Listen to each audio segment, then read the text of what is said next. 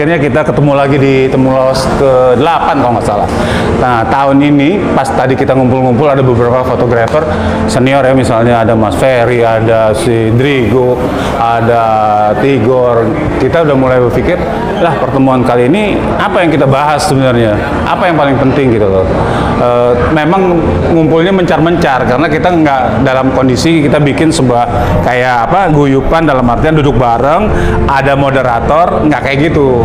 Karena acara ini kan nggak ada waktu yang tepat dari jam pagi jam 10 sampai jam 4. Jadi ada yang datang siang, ada yang lagi ngumpul, itu ya udah ngumpul, mau ngeriung, mau ngomong ngobrol gitu. Nah yang kayak gitu di yang kali ini. Tapi nanti mudah-mudahan ada kedepannya kita mau bikin ya duduk bareng lah, kita cuma ngumpul rame-rame, cuman ada beberapa kelompok tadi, kayak tadi ada kelompok saya, terus ada berapa lagi, kita bicara soal hak intelektual, hak ekonomi untuk fotografer, khususnya fotografer musik. Kita bicara tadi soal fotografer musik dulu. Nah, apa yang kita dapat tadi adalah bahwa kita harus bergerak cepat, dalam artian kita harus berpikir, kita harus membiasakan untuk kedepannya, mulai dari fotografer dulu lah, untuk membuat sebuah apa namanya, setiap ada apa pekerjaan, kita udah harus mulai memikirkan bikin perjanjian-perjanjian, surat perjanjian segala macam. Karena berdasarkan pengalaman kemarin, pengalaman tadi yang kita bicarakan, banyak itu karya-karya kita dipakai lagi dengan alasan nggak dibayar, dengan alasan udah beli putus lah segala macam, padahal perjanjiannya nggak ada.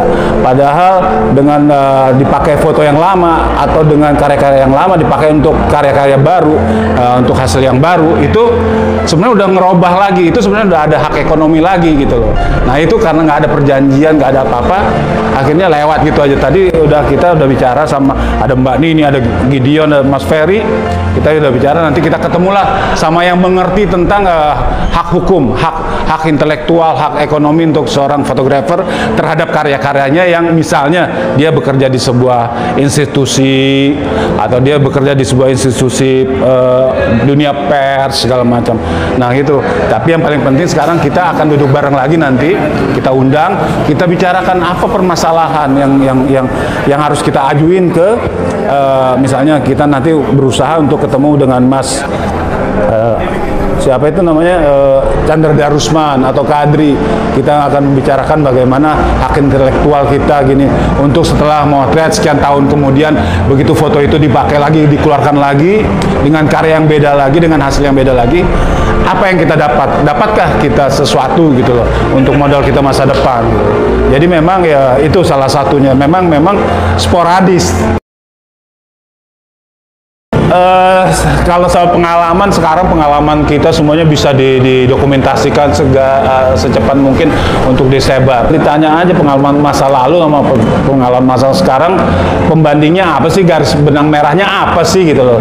Apakah seorang fotografer itu bisa hidup terus-menerus sih dari fotografi gitu loh. Apakah dia bisa survive setelah umur 45 ke atas gitu loh, ya kan? Itu harus dipikirin. Bagaimana dia survive nggak hanya dari bidang fotografi setelah umur 45 nanti gitu loh. Jadi kalau sekarang lagi senang-senang motret segala macam, motret murah, motret segala macam, nah setelah 45 begitu usia udah banyak tanggung jawab, itu apakah mereka bermasalah nggak di dunia fotografi? Itu kalau saya lihat masalah banget. Kayak teman-teman kita setelah di umur 60 udah mulai sakit-sakitan, harta nggak punya kamera terpaksa dijual segala macam, nggak ada pemasukan lain yang passive income gitu loh. Nah makanya di 45 batas akhir itu apa yang harus kita lakukan, itu untuk seorang fotografer itu harus jelas gitu.